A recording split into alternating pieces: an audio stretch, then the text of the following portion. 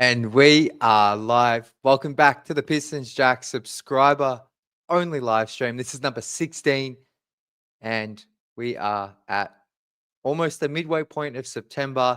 We've been doing these each and every Friday pretty much since the end of the regular season and playoffs. Today, we should have a couple of people joining us. We'll see. I can see I got my guy Devin in the chat here. Devin, what's up, my friend? Appreciate you tuning in tonight on your Friday. I love this prediction. We win in the East. It's getting close to Pistons basketball. I think training camp kicks off, I want to say, in the last week of September. Then media day is normally October 1st, October 2nd, something like that. And then I think our first preseason game, I have the dates here, I believe is October 6th. And the Pistons will have 4 preseason games. So we're about 3 weeks away, I want to say, from that opening preseason game. And then everything from then kind of just moves like dominoes and we'll be at the regular season. So on today's show, we are going to open up with the latest on Malik Beasley. I did do a video on this situation yesterday, but I will go through it again off the top. And we did have a slight update there overnight. So I'm going to go through the Malik Beasley situation. Then we are going to do some awards predictions for Pistons players for the league. So I'll go through, for example, MVP. Do the Pistons have a candidate for that? Obviously, I think they do. So there's about 5 or 6 of those. And then we will also do, on the back half of the show, Pistons team awards. So applying like MVP, Defensive Player of the Year, Most Improved. We'll apply that to just the team only. So for everyone in the chat, please send in your suggestions as we're going through each of these. And yeah, this should be fun. So, and Everin, I hope I pronounced your name correctly. Are the Pistons going to bring back Malik? Well, we're going to talk about that right now. So, great question from yourself. So, I want to say it's probably 3 days ago now that Malik posted on Instagram. It was quite a lengthy caption talking about he's going into year 10. This is going to be the most interesting season yet for him. And he also said, allude to the fact we don't listen to outside noise. We stay focused on what we can control. But the interesting part there at the end was that his decision is near. He said that in his own words. And you can only assume he's referencing his decision on where to play because I don't believe he would be referencing any of these investigations because that's not his decision. So safe to assume he was alluding to the fact that he is close to potentially selecting which team he's going to sign with. Now, just to reiterate, we have had, and I did do some research yesterday, so unless I've missed something overnight, it still sounds like there's only been 4 reported teams interested in Malik. Now, they are obviously the Cleveland Cavaliers, and the Cavs are without their starting small forward, Max Strus, for I think it's around 3 to 4 months with a foot injury, which is significant to them because they rely on his kind of volume shooting at the 3 to help tie together their backcourt and front court because they don't have a lot of shooting in between Mobley and Allen. Even though Mobley's developing a bit more as a shooter, like they heavily rely on Strus to provide shooting from the wing, and he's now going to be out until I want to say November, December. So they've got a strong interest in Malik, I believe. The Minnesota Timberwolves were linked to him. Obviously, the Pistons have been, and the New York Knicks. Now, the update with the Knicks is yesterday they signed Landry Shamet. They re-signed him, but it initially looked like it was a veteran minimum, but from more digging on that, it's a training camp deal. But then they've also, I've woke up to this morning, that they have signed Malcolm Brogdon. So I kind of feel like Malik's out of the running for New York. And a lot of fans on my video yesterday commented, or not a lot, but a couple commented that he was heading to New York. So does that mean he's going to the Knicks? I don't think he's going to the Knicks. I think them signing Brogdon, then bringing back even just Shamet on that type of deal, like they're 2 players that play the same position as Malik in terms of potentially at the 2. They already have their starting five set. They'll have Mitchell Robinson probably off the bench. They got Jordan Clarkson. They have, oh, why can't I can never remember this backup? Their point guard. He's going into like his third or fourth season. He's a solid player too. So they have the Abasali. Like, I just don't see them signing Malik after, especially the Brogdon signing. So I think it's kind of between the Pistons and Cavs, and I guess the Wolves are still linked. Now, the key point here is that obviously the Pistons are the only team of these four that can offer more than a veteran minimum. I'm not saying the Pistons are going to offer more than the vet minimum.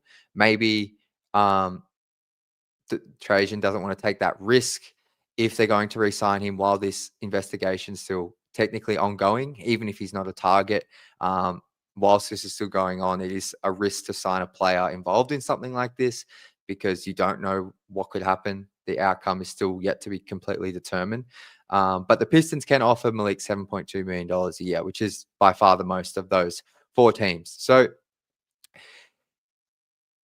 with that, that's why I would say the Pistons are probably the front runner. With the Cavs injury to Strus, I do believe that opens up quite a bigger role for Beasley, Malik than potentially what he would have with the Pistons, because Malik would obviously be the 10th of 10 players that I think in the Pistons rotation would at least want 20 minutes a game.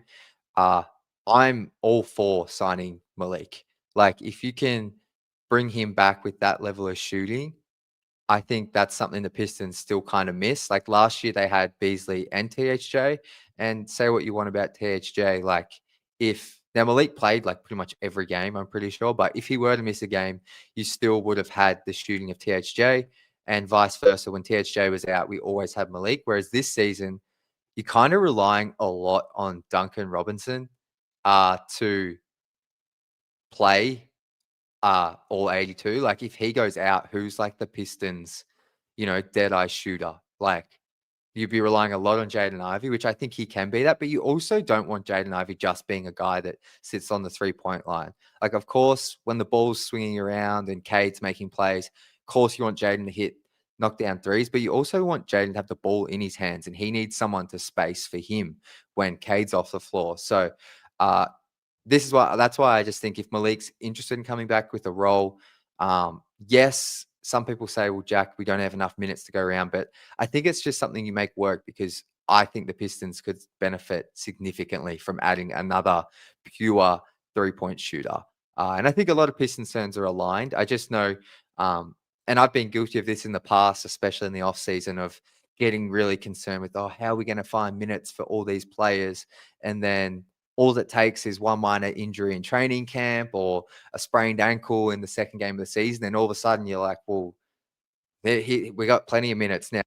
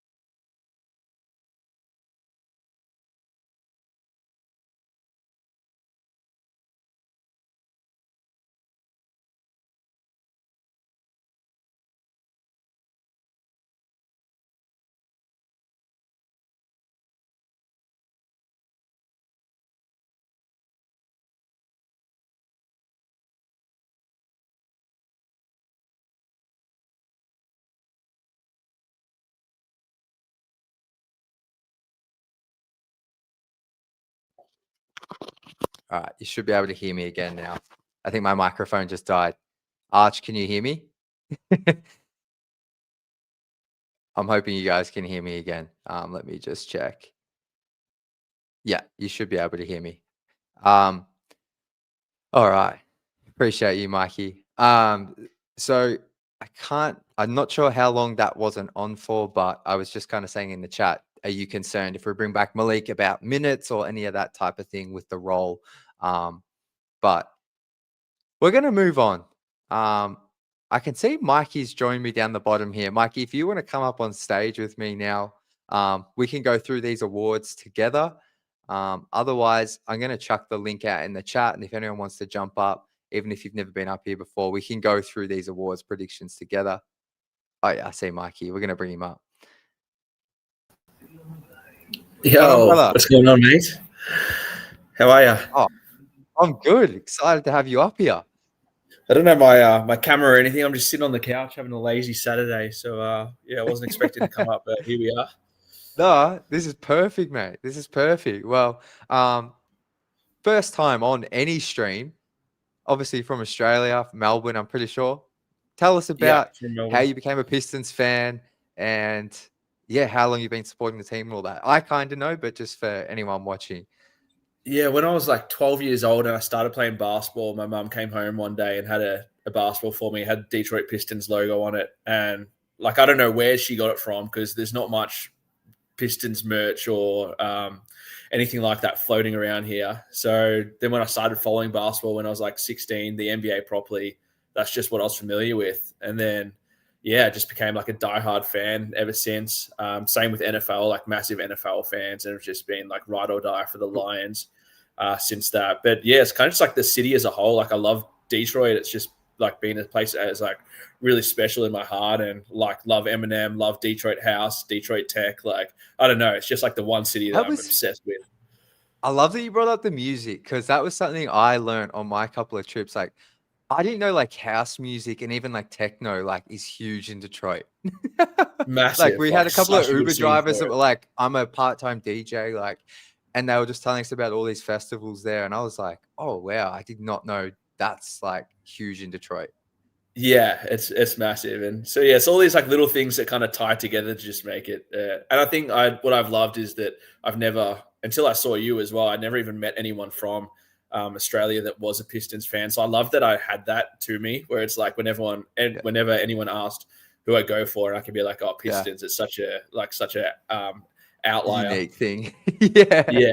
No, seriously, it's yeah. I certainly before doing this had never met like an Australian Pistons fan in person. Like I'd spoken to a couple maybe on Twitter, but not in person that I can think of. And now I've met a couple, but there is a fair few of us. Like there's like all over Australia, Adelaide, Perth. I can at least name a few in each, and I'm sure there's more that just haven't messaged. But I think a lot of fans are like they come from like the going to work team, like the 2000s.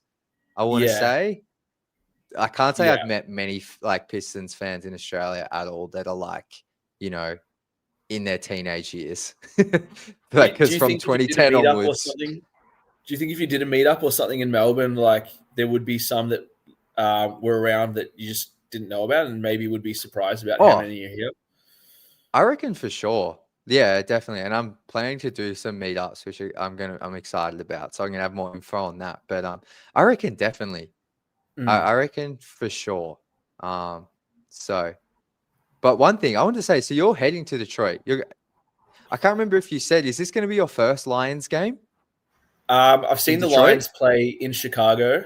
And I've seen the Pistons play in LA, but I've never, like I've been to America maybe 6 or 7 times. I've been all over it, but I've never, first time actually going to Detroit. So so Monday Night Football against the Bucks is going to be huge. That's going to be unreal. I've never been to an NFL game, but I'm sure it would be incredible. I'm just excited to go like in general. Like I don't know how I've never ended up like stopping over there, but I'm going to spend a whole week there this time and really just kind of immerse myself in it as much as possible.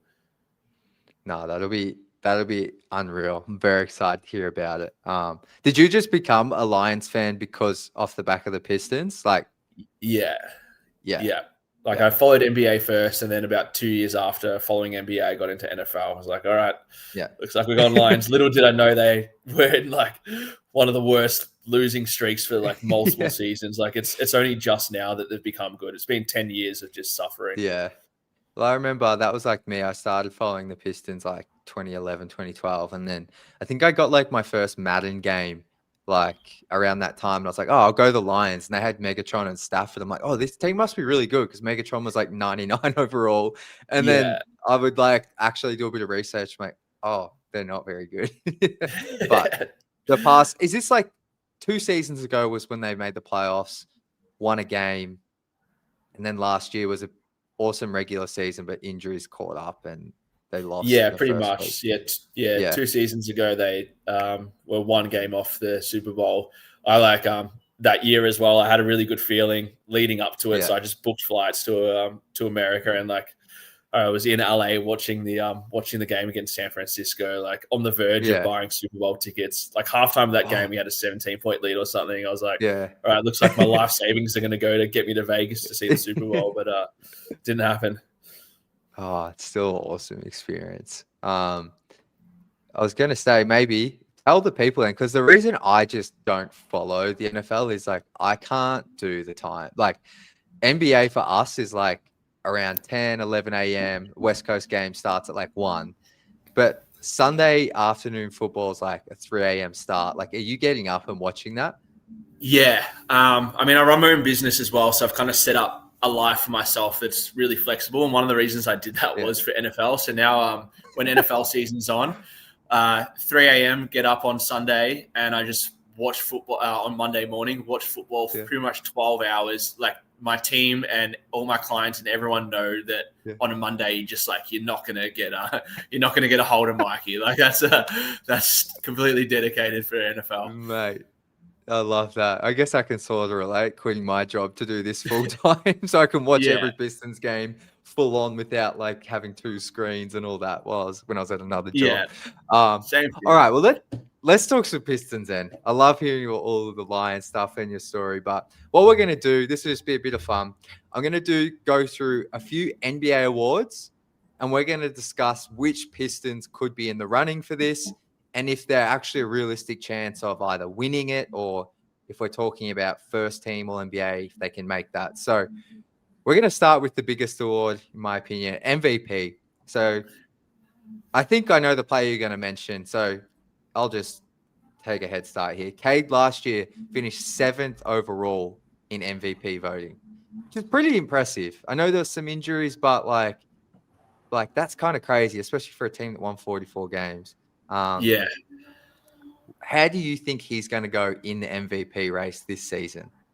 I mean, I think if we can get a top seed, like if we do push and we have like put the wins together, that at the end of the day, that seems like it's like the one factor that separates the middle, like the 3 to 10 from the top 3. So if we can get some wins, like definitely, I think. Yeah, I think if the Pistons can finish 4th or 3rd seed, I'd be absolutely shocked if they're the 1st or 2nd seed. But they're 3rd or 4th seed, I think he can make a real case for top 5, top 4 MVP.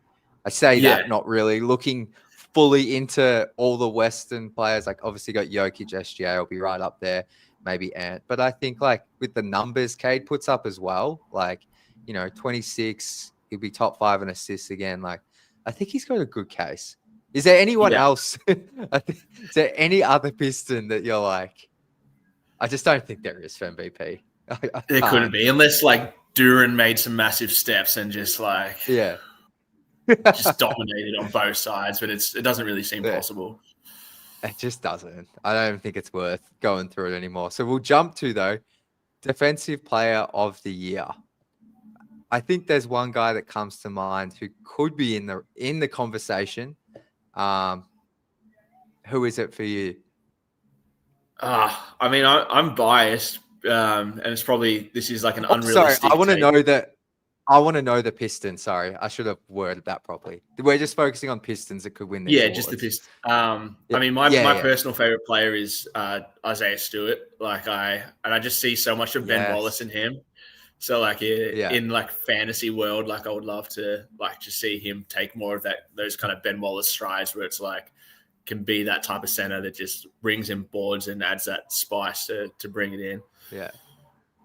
No, I love that. Stu, I'm trying to think, like, he would have to start and play like 30 minutes, but like in terms of one of the best defensive players in the league, he's right there. He's just going to always struggle in like the bigger conversations because of the minutes, but like what he Yeah. did last year, it's like I was like, he's my favorite player too. So like I've paid close attention to him throughout his 5 years. And like, yeah, I thought last year, like his defense was like even better. And like he was playing his proper position and all that. But like, I was like, wow, he's like gone to another level.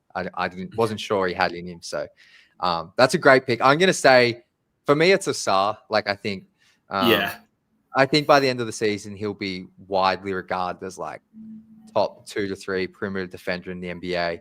I think Defensive Player of the Year is going to be Wemby's award by default as long as he's healthy. Yeah. But I think Asar can really push into that conversation because what he did on Jalen Brunson in that playoff series, any Knicks fans will just send you that shot he hit on Asar. But apart from that, like Asar was right with him and like made him earn every bucket when he was on him. So yeah, and I think he's earned the respect, at least from Pistons fans, for that. Like, I have full confidence and faith in him to lock down anyone that he's put on.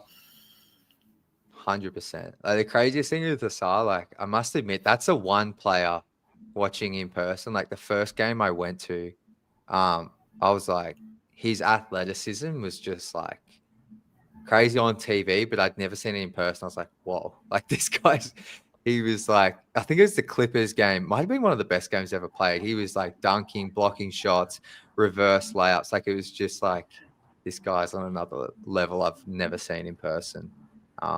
So big season for him. Next one, Yeah. most improved player year award. Do you think there's any Piston that could get into this conversation? Does this Thompson fall into that category as well? Like if he takes those, absolutely. yeah, Absolutely. yeah, I would love to see that. Yeah, I think he's actually like I can't access American betting odds here, but I was listening to a podcast. I think he's in like the top 3 or 4 like betting odds to win the award. So no, that's a great pick. Because like I think fans might even forget last year he only played 22 minutes a game, missed like the first 20 games or something like that. So if he's playing close to 30 minutes, he can get in there for sure. I'm going to say Jaden Ivey. I think Asar's probably the best pick, but I'm going to throw Ivy in there because I think there's something to him missing so much of last season. Like he could come back and really grab the attention of a heap of people, which helps for the award. And then just on top of that, average 20, take a leap in some other areas. So I'm going to say JI, but I think Asar's probably the best pick there. Both possible. Hey man, I've just had someone that's at my door at the moment come through, so I got to jump off. But next time I'm keen to jump on, have a proper chat. Of course, mate. Appreciate you. So good to meet you as well in person. No Catch worries, you, brother. All right, see ya. Bye. Shout out to Mikey, another Aussie Pistons fan on here. All right, I'm going to go through these last couple here, and I'm going to throw the link in the chat. If anyone wants to come up, please, you just got to copy and paste that link in, and I'll be able to see you and add you up on the stage. But the next award I was going to go to is Sixth Man of the Year, and we should have had a Piston win that award last year. I'm still trying to figure out how Peyton Pritchard won it over Malik. I think Malik was arguably the Pistons' second or third best player from game 1 to 82. He was I think he was their third leading scorer, but obviously Ivy who was second, was really there for the first half. And so Malik kind of became the team's second go-to scorer, hit countless key shots, but I think he should have won it last year, but Peyton Pritchard won it, who is also a very good candidate. So, but for this year, so the 6-man options for this year's roster is one of Duncan Robinson, Karis LeVert, Ron Holland, or I will throw Stu in there as well. Karis LeVert does have a lot of characteristics of like a six-man of the year. Volume scorer, can play a bit of defense, but oftentimes the six-man of the year is someone who comes in and can get buckets in quick concession. And that's definitely something Karis LeVert can do. And he's definitely a shoot-first guy, even though his playmaking has developed in recent years. So I would say he's probably the Piston of those four that probably has the best chance of being in that awards race. I think ultimately, if the Pistons do become a top four team in the East, I think it'll be because someone like Karis LeVert has a really positive impact alongside the young guys. So I'm going to say he can get into like the conversation. Yeah. Duncan Robinson, I'm not sure like brings a lot of the characteristics of a six man, but maybe, I mean, he started pretty much the whole time or a lot of games in Miami. So he's never really been a full-time bench player.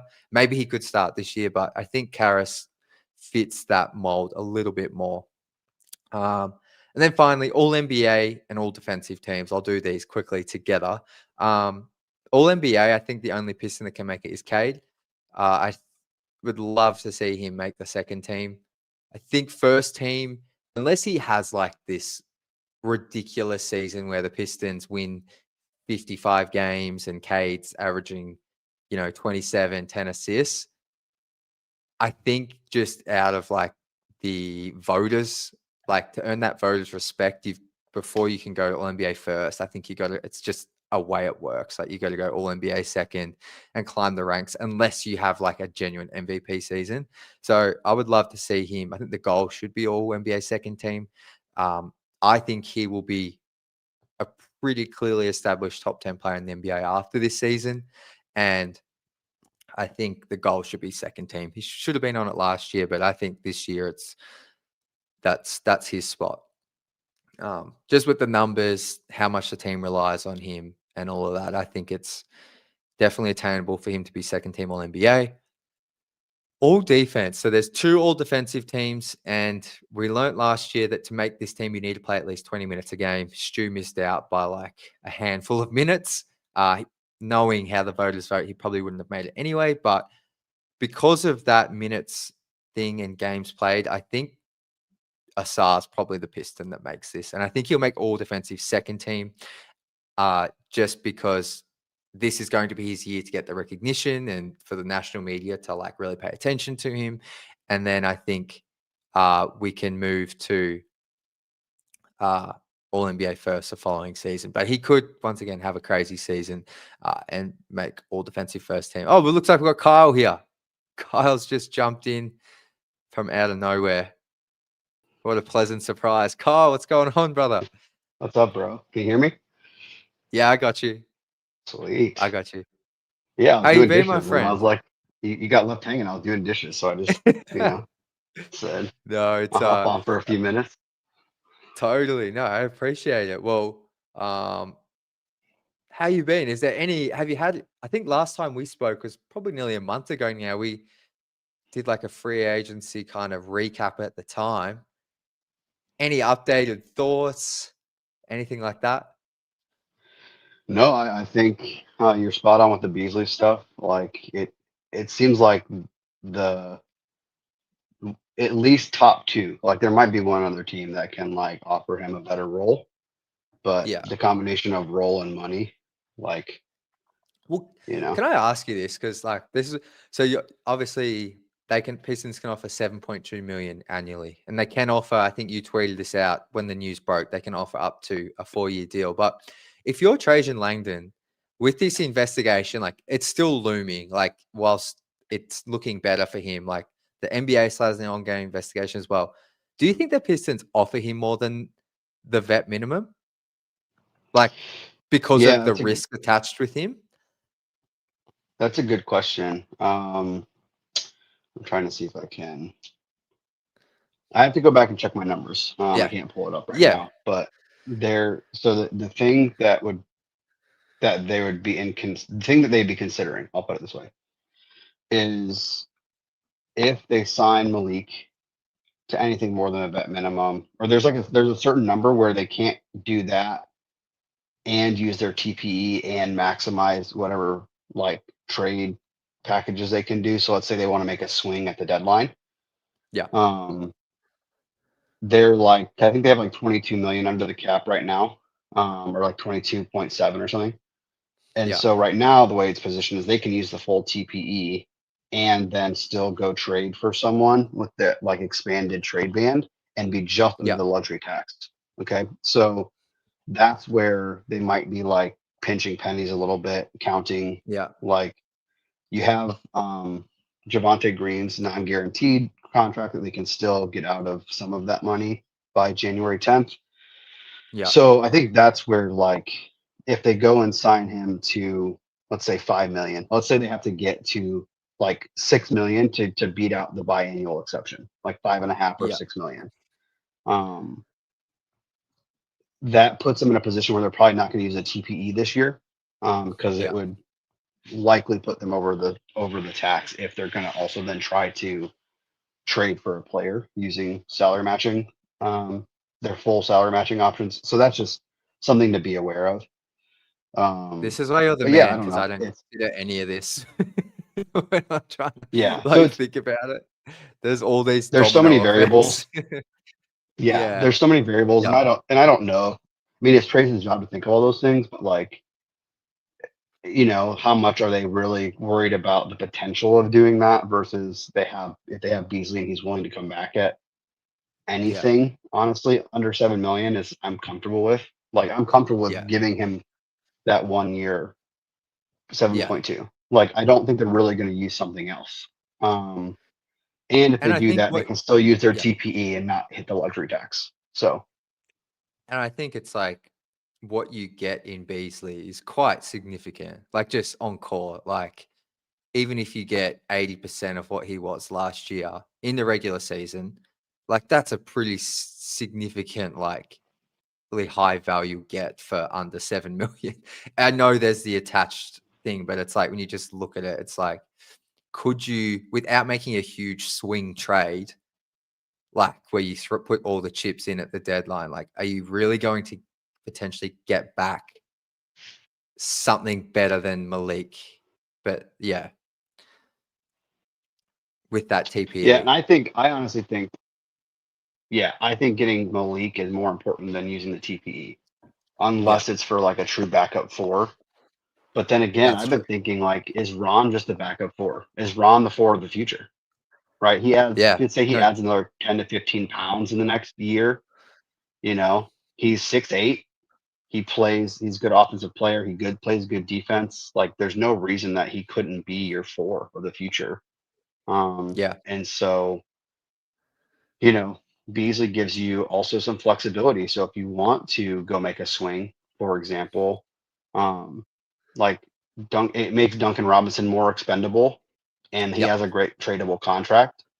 You can package Duncan Robinson and Tobias Harris and go get Laurie Markkinen from a salary standpoint without adding any other pieces.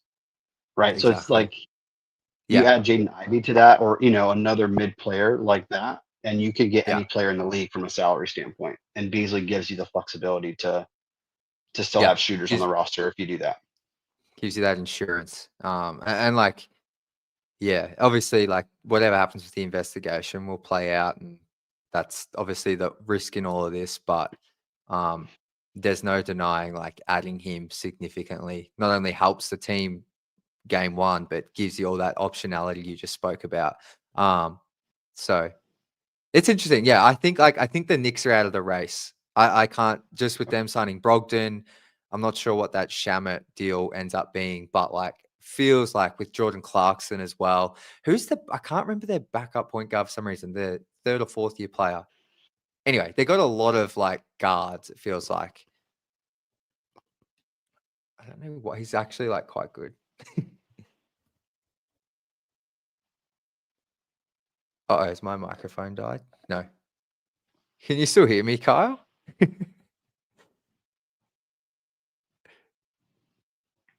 I think I'm Have you cutting in lost and out a me? little bit. I can't tell if it's my internet or what, but You I'm seem choppy, fine but I on think it my might be on end. my end. I can't tell.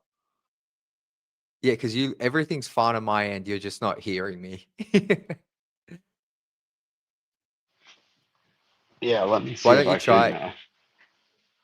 I'm on the other side of the. Let me do this.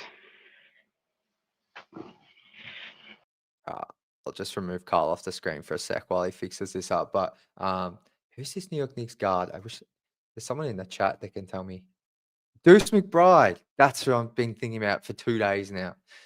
Yeah, I just can't see the Knicks looking at Beasley now with Brogdon, Clarkson, McBride, potentially Shamet. Plus, they've already got Bridges, Hart. Obviously, Brunson plays in the backcourt. So I think it's between Cavs, Pistons, and maybe the Timberwolves. Okay. Oh, this is the normal spot you sit in, so I feel like this should be better. Yeah, hopefully. My Wi-Fi router is here, and I was in the other room, so we'll see if that works a little better. But yeah, so I think it's an interesting option. Definitely. I think we're about 2 weeks from training camp. So I feel like if something happens, it'll be before training camp, but we shall see. Let's move on. The final segment I was going to do was just some Pistons team awards. So some of these will be very quick, and then some of them might be a bit more interesting than others. So who do you have as the team MVP for this season? Are we like taking Cade out of the option, or? So why don't we to make this a bit more interesting, like, because Cade is the most valuable player. Like, if he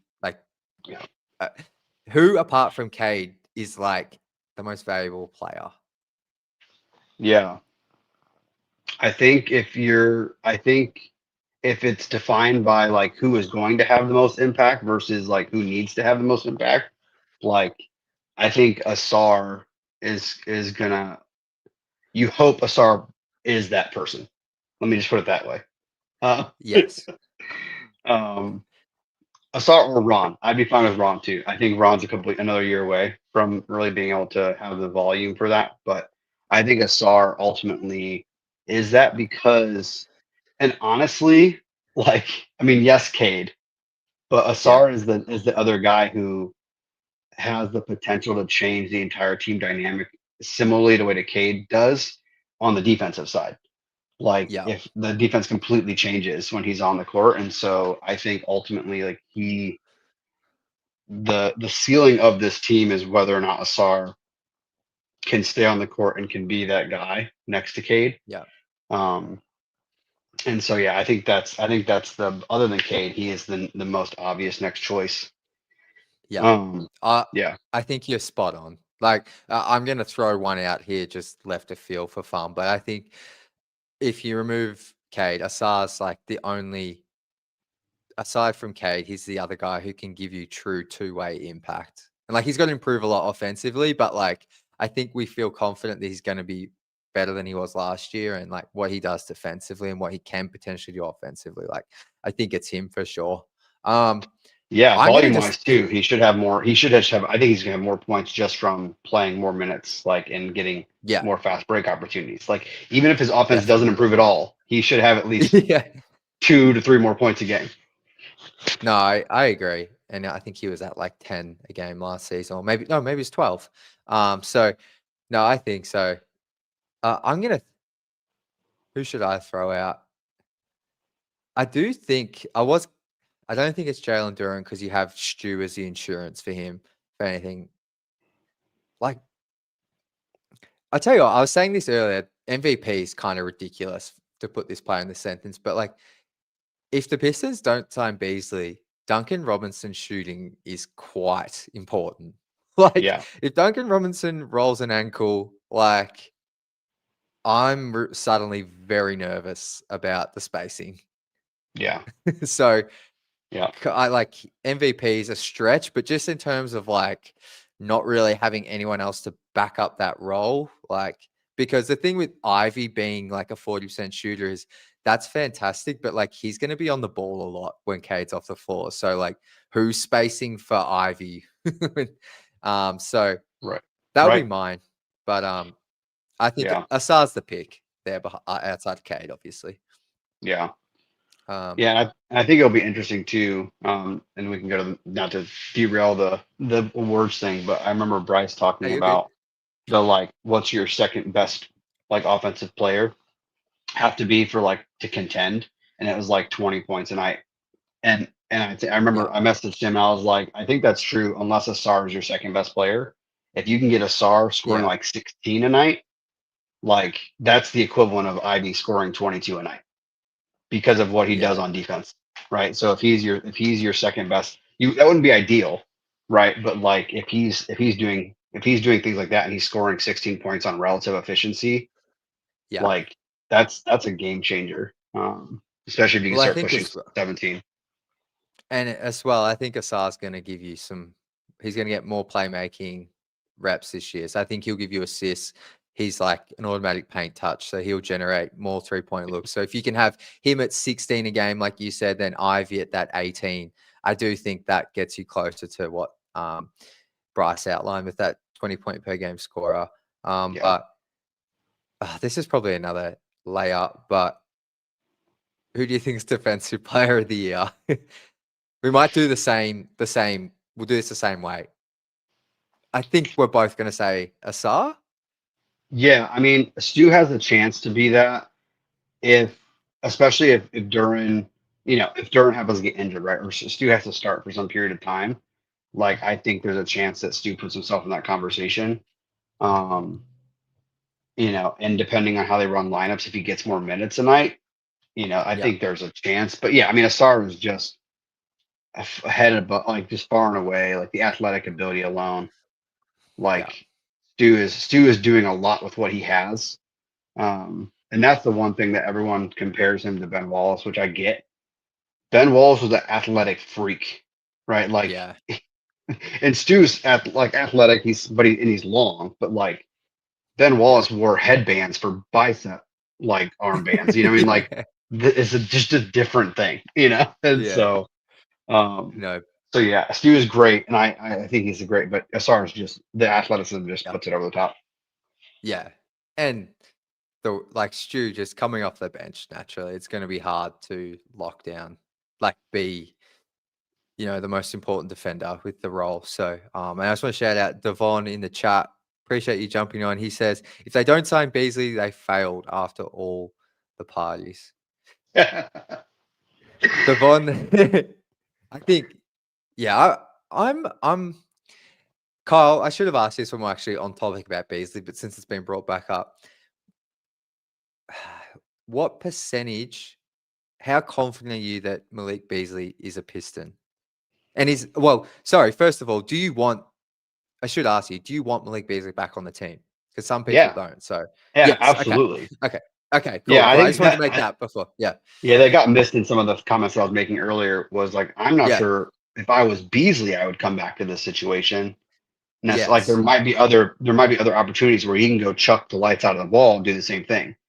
Yes. You know, but yeah, you certainly bring him back as long as he is up for coming. And it's got to be Yeah. he's got to be willing to play his role. And so Yes. there's a question mark about that. I don't know if it's how the locker room's handled, but he seems chill.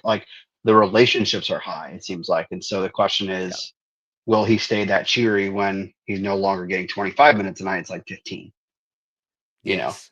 if that's how it shakes out.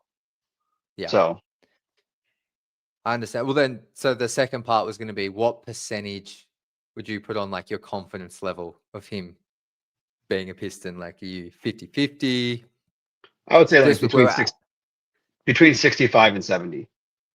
Yeah. I Um, think it's more likely than not, but it wouldn't surprise me if he lands somewhere else. If Kawhi all of a sudden isn't on the Clippers anymore and they need a body to go eat up some minutes because they had to void his contract. Okay, well, why True. not go chill in LA? That is something I hadn't considered with all of that going on. That's quite the situation that's going on over there Hey, maybe in that's what they're LA. leaving. Maybe that's what they're leaving that roster spot open for, so they can sign Kawhi after he gets his contract voided. Real Well, deep, real defensive identity. while we're just off track so much, let's just play out that hypothetical. Would you actually want Kawhi on your team seeing all of this? Like, I know that might sound insane, but like, I don't know if I know none of this has been proven yet, but just seeing how the clip, like, I don't know if I want Kawhi. We've got There's Asar, we've got Ron. Like, there's no way. There's no no. way.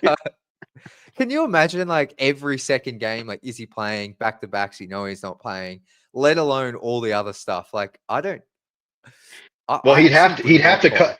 He'd have to come in on the biannual, so he's not making any more than $5 million. So who cares if he's playing every other night, right? Like Yeah, if you're that's true. getting 40 games of Kawhi and maybe some in the playoffs, like who cares? But That's he's true. also not the same Kawhi, so no, I don't want to touch that. But No, I get where you're coming from. Our heartbeat's true. I don't want Beasley in a team. He'll cause problems.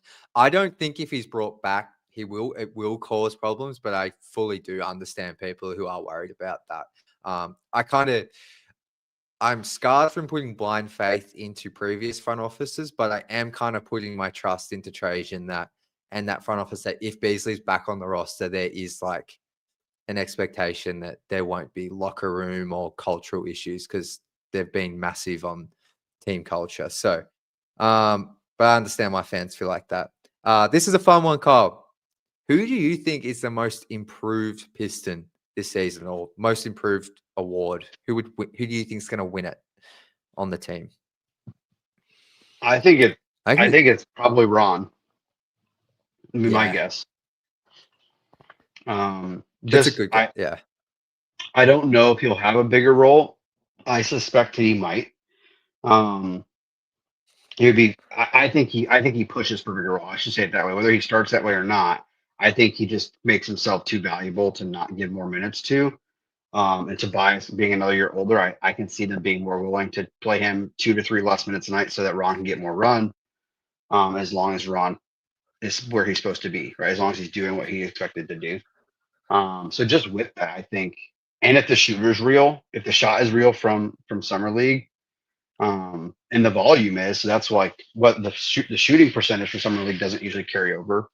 That's not like highly correlated, but volume does. That's one of the stats that is correlated to regular season stats, and so he's probably going to get up a few more 3 pointers than he did last season. So that alone, um, makes him harder to guard, unless he's like terrible. But so yeah, I think he's going to be the most improved just because he's going to have another year under his belt. He's stronger.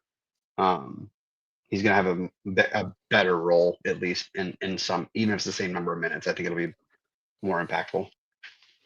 Ron's like the one player. Like, I feel like with Ivy and JD, I think they will get better, but I kind of know the archetype they're going to be.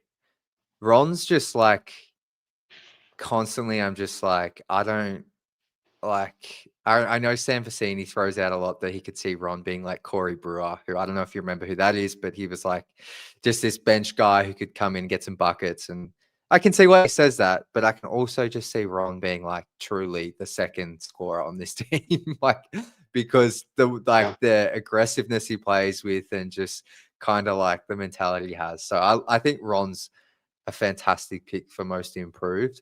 I think I'm going to play it a bit safer, and I'm going to say I think Jalen Duren could be most improved. And I'm not super confident on this, but I think like he could be a guy that shows he can step it up more defensively and then take on more of a load offensively, not taking jumpers, just like playmaking a bit more because the team's going to need that in spots. And just being more dominant from game 1 to 82, not like what we saw last year where it was like 2/3. So I'm going to say him, but I think Ron's probably the best pick here. I Yeah, can't wait to see what he's got. Duran definitely has a chance and a really clear path to being that on the defensive side for sure. Like Yeah. they don't need much more from him offensively, honestly. Hmm. If he can produce it, that's great. I think that like he's working on that stuff and that's great, but I think the need for him to be more, other than maybe continuing to get better as a passer and being or more consistent, maybe because he's shown flashes for sure. But yeah, he's got a clear pathway on defense, like to be consistently good on defense and not just be a beneficiary of a SAR. right? Can Yeah. he actually, in the minutes where Sarr's not on there, carry the defense a little bit? Like if he starts doing that, we're going to be talking about we wish he had signed his extension if he doesn't do that, Yeah. right? Like if he can really start being a positive on his own right, that changes things in a big way. So yeah, I could definitely see Duran being that, especially if Ron hits a second year, like a sophomore slump kind of thing. 100%. And I just want to say, Devon, if you're still watching, I know you've wanted to come up on the stream across the past few weeks. The link is just above your first comment. So we've got a couple more awards here with Kyle. And then if you want to jump on and have a chat about the Pistons, feel free to hit that. But this one I'm kind of intrigued about, even though I think the answer might be somewhat clear. Sixth man of the year for the Pistons. Can I ask you, have you got the same starting lineup most people do, just before we answer this one? Yeah, I mean, I think the starting lineup is going to be pretty chalk. Cade, Ivy, Asar, Tobias, Duran. Like, I don't think they're going to mess with that. I do think they'll do what they did last year and have Ivy rotate out, be the first one on, like first sub out, and have like Duncan probably be the one that subs in, just to stagger him and Cade, because that was one of the first things JB even said was like when he took the job was low key Monty didn't stagger them. He should have, because they're two good offensive players. They should be staggered. Like. And so for him not to do that after the success they had and how well Ivy played that first 20 some games, like Ivy doesn't have like that's the other thing people I think get up. It's like you have to start dunking. It's like Ivy's going to play 3 to 4 minutes at the start of the first quarter and he's going to sub out. Like you're going to have the spacing on the floor, and they'll do that tinkering. So yeah, I think that's what it's going to be. So Duncan's probably the first one off the bench, and I think Ron could be, depending on would they rather? I think Duncan will be the first one, but they could slide Asar up to the 2 and bring Ron into the 3 if they want to like get more of those minutes. But I think I don't think that'll be the first thing they try, but at some point I think they'll start. I think they'll have some of those minutes that look like that. Yeah. So who's your sixth man of the year? Who do you think is the most impactful player off the bench? I think it's going to be Duncan Robinson. Yeah. If he's here the whole time, which I think he will be. But yeah, I mean, we saw what happened to Beasley's volume and efficiency playing next to Cade. Yeah. It was something like crazy. It went up like 5 points or 5 shots per 100 possession when he joined the Pistons from the year before, which is crazy. Like that's a lot. It was like it's like 33% more volume than he shot with the year before, and he played and he did it on a 5 percentage points higher than he did the year before, or maybe 3. Yeah. So like Duncan's never played with a real point guard. Look at who he's played with. Like Dragic, Jimmy Butler, Terry Rozier, and then I think he had I don't think he ever had Hero. Tyler Hero, not a point guard. But like he's not, Kyle Lowry, I think might have overlapped with him one year, maybe. Yeah, Larry. And I think he might have been hurt for some of that. So just think about like he, and not that team doesn't move the ball and he had a lot of volume, but just imagine like he's as a true point guard. He's a true difference maker. Like Jimmy Butler is a good ball handler, but he's not as good of a playmaker as Cade in terms of passing. So like I think it'll just be interesting to see if he can actually look a lot like what Beasley did last year, or at least have a similar volume. So yeah, I think it'd be hard for him not to be the sixth man of the year. I think that's a good pick. I was just saying earlier that I think Karis LeVert is probably the one for me, but I that's something I probably haven't factored in enough when I talk about Duncan Robinson is the Cade element and how he hasn't played necessarily with a pure point guard like Cade, and especially a point guard of Cade's like skill level before. So I think Duncan could be the biggest beneficiary and just like have some Malik Beasley like season where it's just like he's just on fire, high volume. So where do you see then like Karis LeVert fitting into all of this? Because not to hold you exactly to what you said, but you had Duncan off the bench first, and then you mentioned Ron. Do you think Karis, are you higher or lower on Karis? Like, or you just think it's, like, I'm interested to see. I don't actually yeah, know, because they clearly want Ivy to handle the ball. I think they can put Levert and Ivy together so that Ivy still gets to play some off ball and just get to eat on opposing defenses, like on the bench defenses. Because I do think right now Ivy is somewhere in between that. Like, he's a good scorer, but if he's playing against the bench units, he'll be a great scorer kind of thing. Like he's kind of in the in between where I don't know if he dominates as a starter in the same way yet. Maybe he will come back and be that, but so Karis, I'm interested to see, like, and I almost wonder, is he going to get a consistent 10 minutes a night just to, like, when both Cade and Ivy are on the bench to get some rest, or is he going to be a guy who averages like 12 minutes a night, 15 minutes a night, but it's like one night he plays 25 and one night he doesn't play, like he plays 5. Like, I don't really know how they plan to use him. I know JB loves him, so like he probably will get minutes. I'm just curious, does he come out and be more like THJ, right? A lot of us didn't know what THJ's role was going to be. And I'm wondering if he actually plays a lot more than we think, similar to how THJ did, just because of what he brings. I don't know. No, look, I think he's definitely going to be playing around 20 minutes a game. Like, I think maybe the Pistons were the only one offering him like the mid-level and what he got. So there wasn't some sort of role promise in there. But I think, like you said, the key point is there that JB is a big fan of him.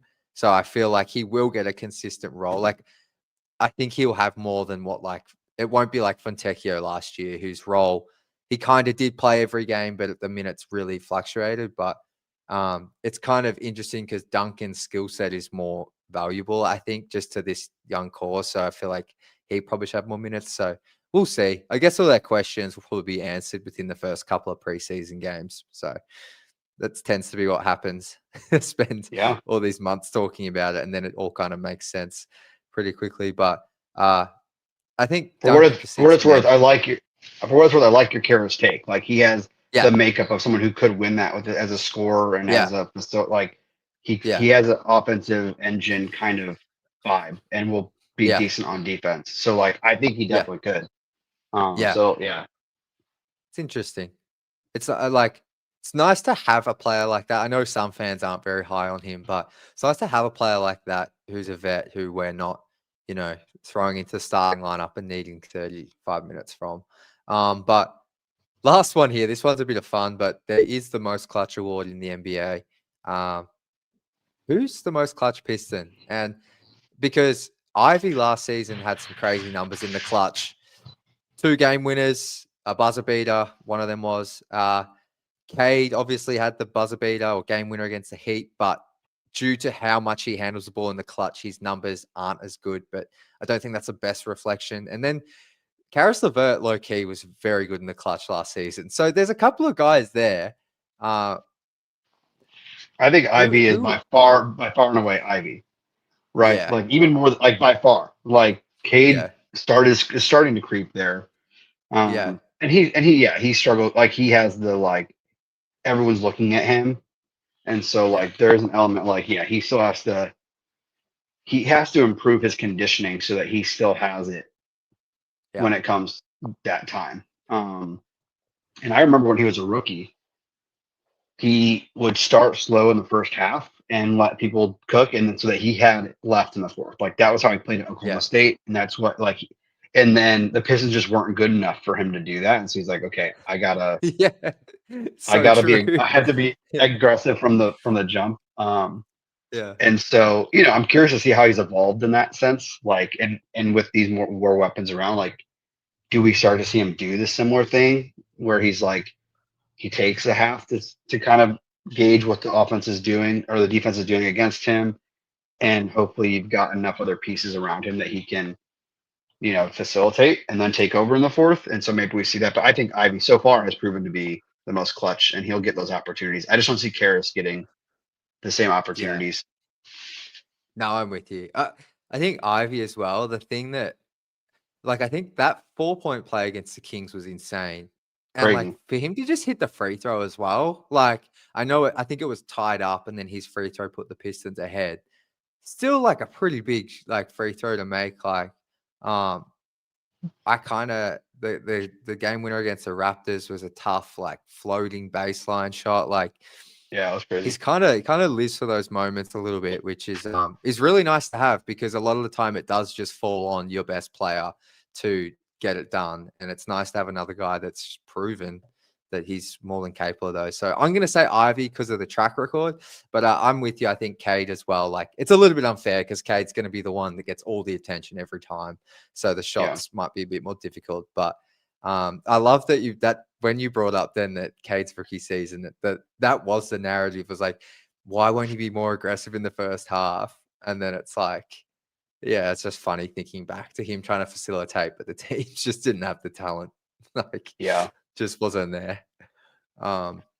Yeah. The one thing I want to circle back to, I realized that we were talking with Karras. I know that JB typically does like a 9-man rotation, but if Ron really is going to get the majority of his minutes as a backup 4, I think that's what actually opens up minutes for LeVert.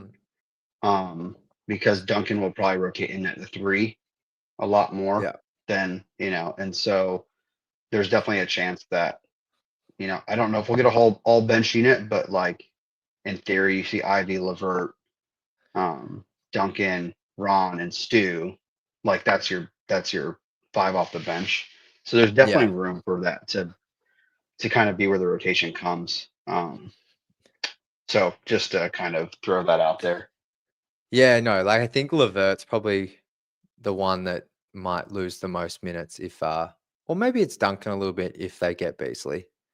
Like I don't, but that's probably a discussion for another time. But because I think Ron, I'm with you. It just seems like Ron's, the extra minutes he's getting this season are going to come from the backup 4, which I'm cool with. Like, I think we all kind of at one stage wanted a backup 4, but I think everyone now understands for Ron to get those extra minutes this season, at least while Tobias on the roster, it's probably going to come there. So, Kyle, that's everything I had on the outline. Do you have any other thoughts, any Pistons thoughts, anything you want to fire off? Appreciate you jumping on. I'm just antsy for the season to start, man. I know. Well, you're a big Lions fan. How are you feeling about the Lions? Let's get some Lions takes, because it gave me an insight into just almost like seeing the meltdowns on Twitter.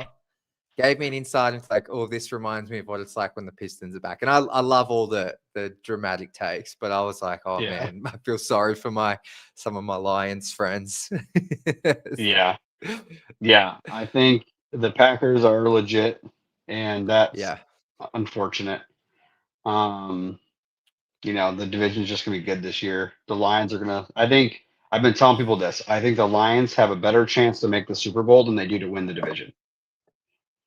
I think that's my take. You got a lot of young guys on the offensive line. That's going to take time to gel, and so I think they're going to lose some early games, and that's going to put them behind in the division race. But I think they'll peak at the right time. Like I think they have a chance to do that. Now, whether it happens or not, we'll see. You got a new offensive coordinator, and so you kind of gotta figure that out. And they're used to having the best offensive line in football, and they don't have that right now. So all the plays that everyone wants the coordinator to run like Ben Johnson did, it's like, well, Ben Johnson had, the best center in football who could run sideline to sideline as fast as any linebacker.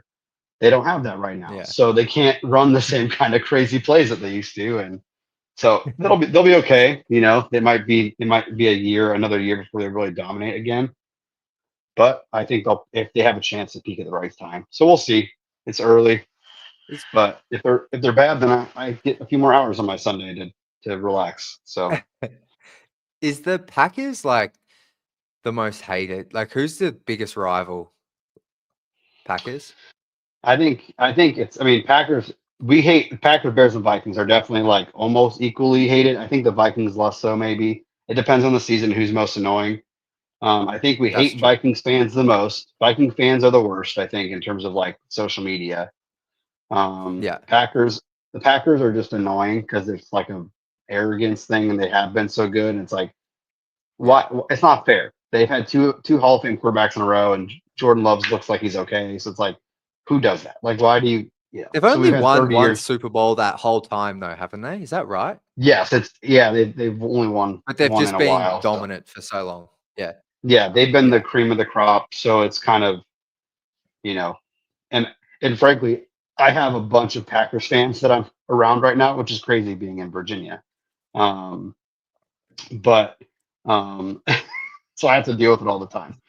Um, all that being said, I've had 30 years of losing to the Packers, so right now I'm fine.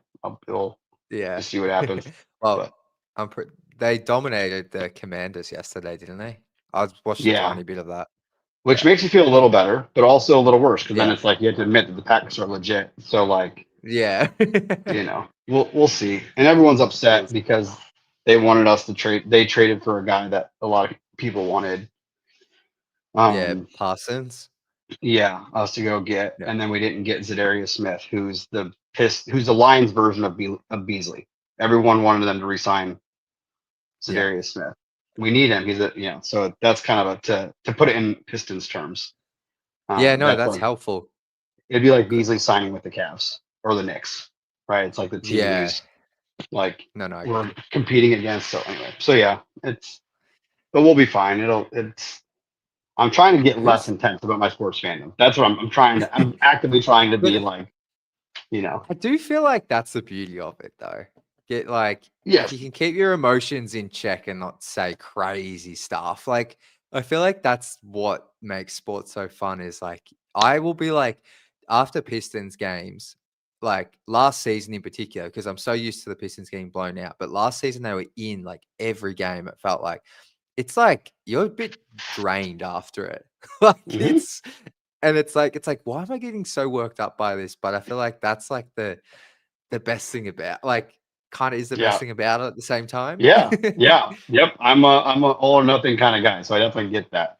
It's something Yeah. I'm trying for my emotional health. And now that Yeah. I'm not a young guy anymore. I got Yeah. kids, or it's like I'm No, just I trying get to, you. I gotta be able to show up for the rest of my people when the Lions lose. I can't let it kill me. So, but No, I get no. it. I'm. Yeah. Well, last thing I want to ask then, because I think this is a fun topic that we can who's the Pistons? Like we're playing the Rockets for rival week, but like who's like the team and I guess the fan base, maybe they're different, but like who's the team that you just love beating? And then is there a fan base on Twitter that you also love beating that team? Yeah, so it's interesting because I think if it's based on like Twitter, right? The Kings and the Rockets were definitely like Hmm. the most hated, like in terms of Yeah. who we interacted with. Part of that was because of James Edwards. Like he had beef The with Sacramento thing. Sacramento, and Yeah. just like and there's some other people who just like live in the comments, and some of that's because of like where we the draft order and certain things where there was like the Yeah. Ivy stuff and all. The So Bagley trade. Yeah. yeah, so there's things like that made them fun to hate in some ways. And with the Jalen Green and the Cade stuff, so that's where the Rocket stuff really started. And then they also have a star. Same thing. We've been drafting next to each other for a while, although they got much better lottery luck than we did. So whatever. Yeah, that's what everyone forgets. Like they got to trade James Harden to start their rebuilds. Anyway, Yes. I won't go there. But yeah, so so yeah, I think the Rockets are definitely up there for a team that um like people will love to hate, and because of the social media stuff. The Pacers are a historic rivalry, especially during the going to Yeah. work era. So like I really don't like the Pacers, and Halliburton is corny to me. So like that makes it all the Yeah. more like I just can't stand losing to them. Um and so that's definitely, and I lived in Indiana for a few years. Yeah. So um, so yeah, I think that's definitely the one that I think it makes the most sense, right? We see them I'm the with you. most, Yeah, and it's pay so like The Knicks, yes, I like Devon bringing the Knicks up is definitely a good one. I think the Pacers for me though, because last season, if I had to pick a team that I just hated losing to the most, it was the Pacers. Like, Hands down. even in those playoff losses to the Knicks, like I was like, devastated as a fan, but I was like, well, the Knicks are just like they're in their prime, like they're all in, like, and their fans are annoying, but I just found Pacers fans crazy. Like, just personally, like message requests, I got the most in my Twitter DMs from Pacers fans. And a sneaky one that you brought up with the NFL was the Timberwolves. When there was that fight, their fans were pretty insane, but I kind of don't think we play them enough for that to matter as much. So I'm with you on I think the Pacers across social media and on court was the one for me last year. Yeah, and I think I don't. It's the combination of there's history, like there's Yeah. historic rivalry, and all the stuff that even the Malice of the Palace, all the drama with those teams. Yeah. So there's drama, there's history, and now they're like good. Yeah. And I think, and there's a little bit of I hate losing to them because they were looked like they were going to take a step back, and then they got Halliburton for a steal and got Pascal Siakam for basically a steal, and they drafted well. So that's like, gosh, now they're good again, and Yeah, I know. and they're clowns every time. It's like they clowned us several years. Mathurin, all the stuff with Ivy and Mathurin, yeah. And so I think that's by far and away the biggest rival. It should be, and we should treat it as such. Because they're in our division. Not that matters much in the NBA, but I don't like the Bulls. I also hate the Bulls. Like that's the Bulls have just been so mid that doesn't even like. But yeah. I get you. Yeah. And there hasn't really been a rival. We haven't been good at the same time, except for like during the MJ years, and that's just not. They had MJ. Yeah, So both. Like apart from the D Rose couple of years there, like both the Pistons and Bulls have just been so mediocre for the last 15 years. Yeah, it seems like whenever we're good, the Pacers get good at the same time, or vice versa. So that's where it's like the timing of that matters. Yeah, and so no, I think sure. that's my. No, I think we've covered them all. I think it's Pacers, but obviously then this season it's probably not going to be because they're missing their main player. But I still think those games will be a bit chippy. Like I still expect the Pistons to want to go out and dominate them and that kind of stuff. And I already know like if we're beating them, I'm gonna be like I'm gonna be going crazy. I don't care if they don't have Halliburton, but I was saying if we can't beat the Pacers this year, then I might like that. It just can't handle it. It has to be. It's either 4-0 or maybe they get one game over us at home, 3-1. Yeah. If it's 2-2 or they win the series, that's depressing. Yeah. All right, Kyle. Thank you so much for jumping on, my friend. I'm just going to hit a couple of comments here from Devon before I wrap it up. But I appreciate you jumping on, my guy, and hoping to see you in the flesh at some point. Yeah. So some point soon. That's be very exciting. But appreciate you jumping on again, my guy, and all the best to you and your family, and enjoy the rest of your Friday night. Night, fella. Peace. Appreciate you, Bray. All right, let's just quickly. I just want to make sure I didn't miss anything in the chat. Appreciate everyone jumping on. What did Devon have here? Pacers and Knicks are so cocky with no championships in like 50 years or ever. They've just been good. No, that's so true. That's something I probably don't use enough. The no championships thing. Like, I think I sometimes forget like how historic just the Pistons are in like the NBA landscape in terms of they have two signature teams. Obviously, the Bad Boys, the most famous, but the Going to Work team beating that Lakers team. Like the Pacers, what do they have? Like the Reggie Miller 90s Pacers against the Knicks, maybe that Jermaine O'Neal team. But yeah, no, it is crazy. I think the Knicks fans do frustrate me, but there's something about the Pacers. Maybe it's because I just think our team should be better than the Pacers. That's why it frustrated me more last season. But I do think those Knicks Pistons games are going to be really, really good this season. Archdog said this earlier. I missed this one.